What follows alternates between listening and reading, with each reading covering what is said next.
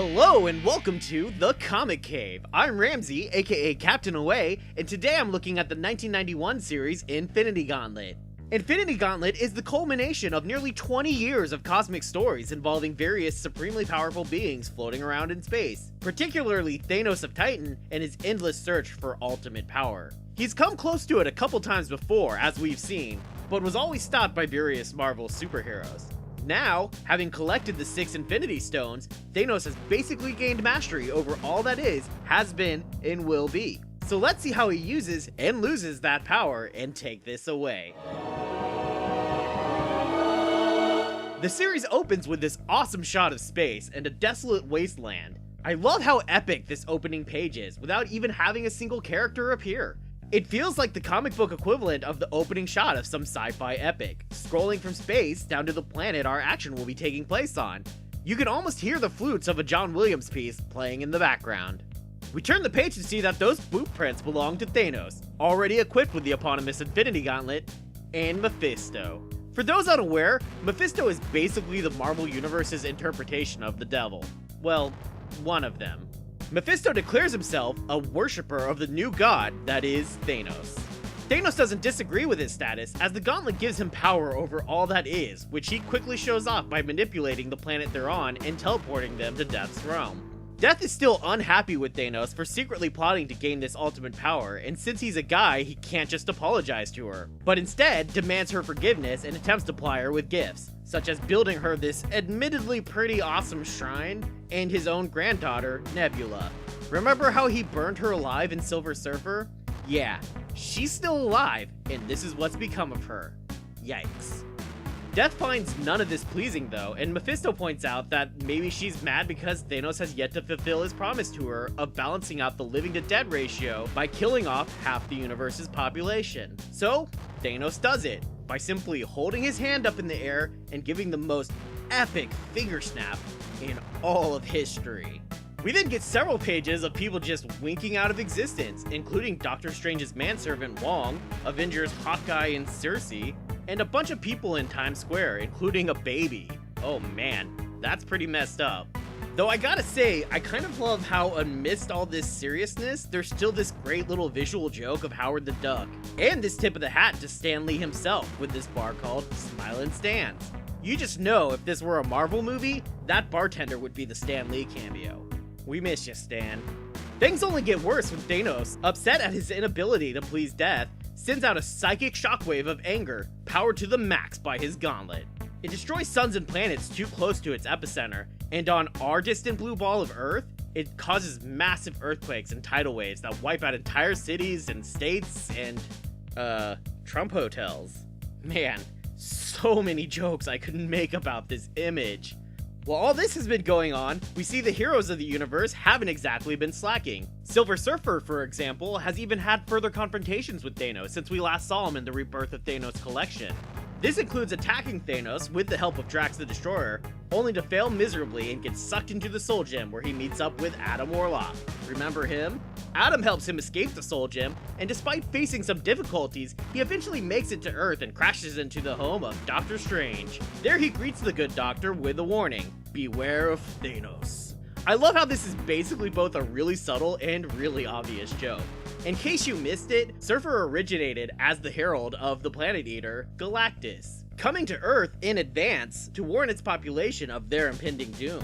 Now, he's unwittingly doing the same for Thanos, and just to cement this idea, Starlin even has Surfer literally say the word, Herald. Well played, Mr. Starlin. The Avengers are also keeping busy, helping out with the disasters created in all of this mess, and building a tally of all the missing heroes following the Great Disappearance. I love this shot. It's so epic, and possibly the most famous shot of the entire series.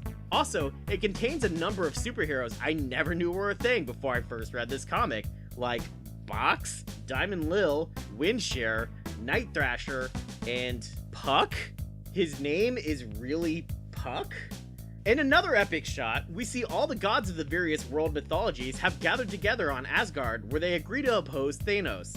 Unfortunately, when his shockwave goes out, it shatters the Rainbow Bridge, Bifrost, trapping them all there. Though this is presented in a dramatic, serious tone, it's never going to not be funny to me because seriously, Rainbow Bridge. There's also this seemingly unrelated side story of these drunk robbers getting in a car crash only to be resurrected by forces as yet unknown. But as time passes, we see them not only healing, but changing physically, particularly with the girl turning green. She disappears with the half of the universe Thanos kills, and the shorter male goes running into the other room to inform their third, only to find this. If you've been here for my last 2 reviews, you know what this cocoon means. If not, you should probably go check those videos out because yeah, this is the return of Adam Warlock. Which means the other 2 were Pip and Gamora, just to be clear. Warlock comes out of his cocoon prepared for war. He gets the Avengers to gather together all of Earth's heroes and then heads out to space for a second gathering, this of the universe's most powerful entities.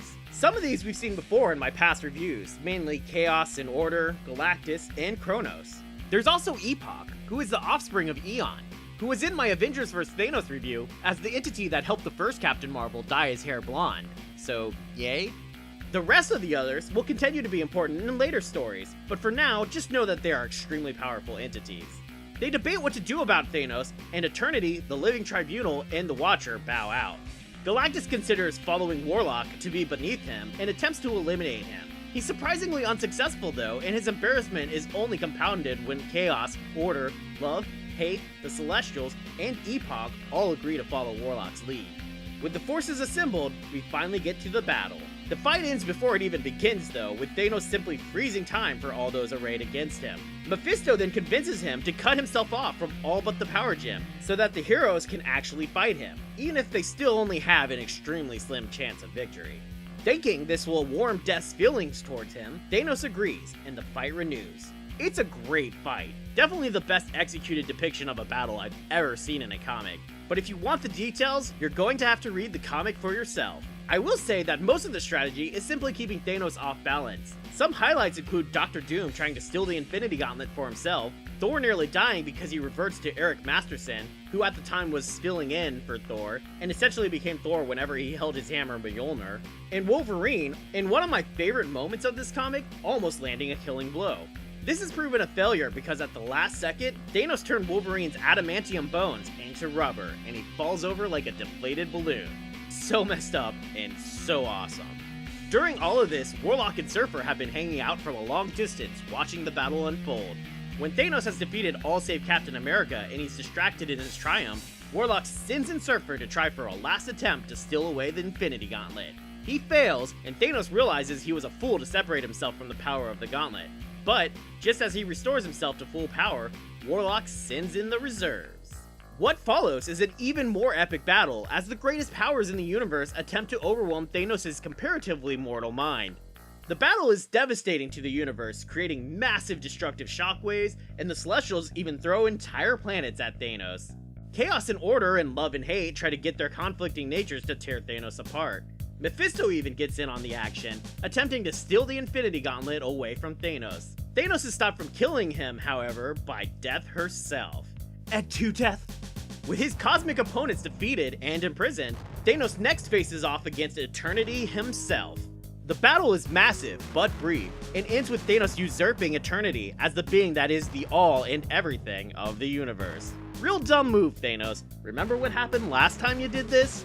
And once again, this is his doom, as Nebula, broken, burned, shattered remains of a person that she is, wraps up his gauntlet from his shell of a body. This snaps Thanos forcefully back into his body and makes Nebula the new ultimate power of the universe.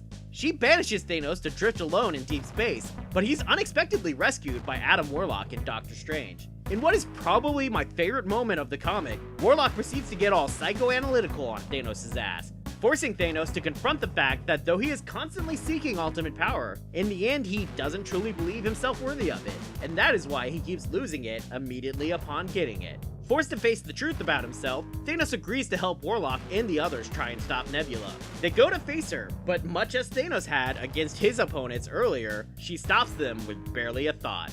She then proceeds to undo all that Thanos had done by setting time back exactly one day to before all of this madness even began. This is almost her undoing, as it frees Thanos and sends her back to her mangled half-corpse self. Thanos takes too long to gloat about this small victory though, and soon Nebula rights things back to her favor. But again, she failed to account for something, as all the cosmic entities from before are also freed, and show up to attempt to achieve with Nebula what they failed to do with Thanos. She manages to overcome them too, but while she was distracted, Warlock re-entered the Soul Gem. From inside it, he manages to take control of all 5 gems, burning the Gauntlet from Nebula's hand. There's then a mad scramble for the Gauntlet, and I love the bit where Drax accidentally attacks the Hulk in the confusion. It's all for nothing though, as Adam takes the glove and declares himself the new god, same as the old god, or something. Thanos attempts to blow everyone up with a thermonuclear device on his belt, but Thor sends him packing and he only ends up blowing himself up. Those who remain don't particularly trust Warlock with the power of the Gauntlet any more than they did Thanos, though he promises to be a good and just god. He does seem pretty chill now though, teleporting himself, Pip, and the restored Gamora to this beautiful, undeveloped planet, explaining that it's what he always does after he becomes a god. In answer to Gamora's confusion at that, he says time is a repeating loop for him now, which I suppose makes sense for the wielder of the time gem. They find Thanos, only it's just a scarecrow. Only, yeah, it is actually Thanos. He's apparently decided to retire and settle down to a quiet farm life. Thanos asks Warlock why it took him so long to come for revenge, and in what I consider to be even more proof that Warlock is a pretty chill god, he says he didn't come for revenge, he just came to talk with the one person in the universe who could understand his current predicament, and to discover if Thanos still desires the Gauntlet. Thanos says he's had enough of attempting to gain ultimate power, and muses over the irony that Adam Warlock had only wanted to live out his days peacefully within the Soul Gem, but now goes about repairing a universe in constant conflict due to his ultimate power. Thanos, on the other hand, spent his entire life desiring power, and now has given it up to live in peace and quiet on this planet, and, strangely enough, feels he is the one who came out ahead. And that brings this story to an end, and us to the breakdown.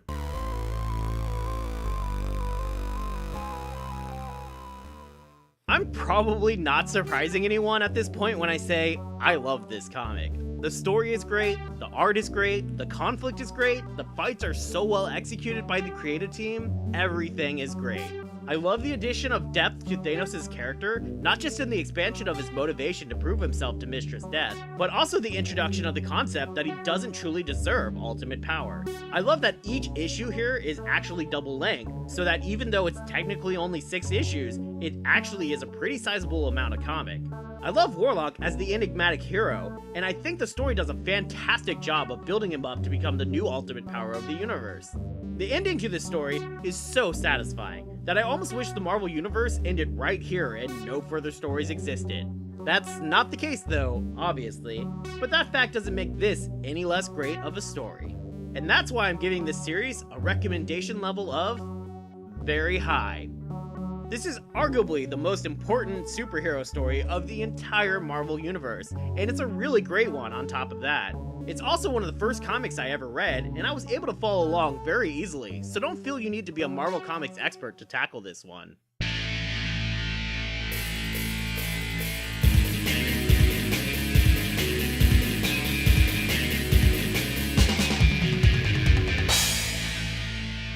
Thanks everybody for watching. Go out and get your hands on this comic and read it, because seriously, it's totally worth it. Then, once you've done that, go watch Avengers Endgame, if you haven't already. Let me know how you think the stories compare, and stick around to see what happens with Thanos, Warlock, and the gang next week. Hope to see you then, right here in the Comic Cave.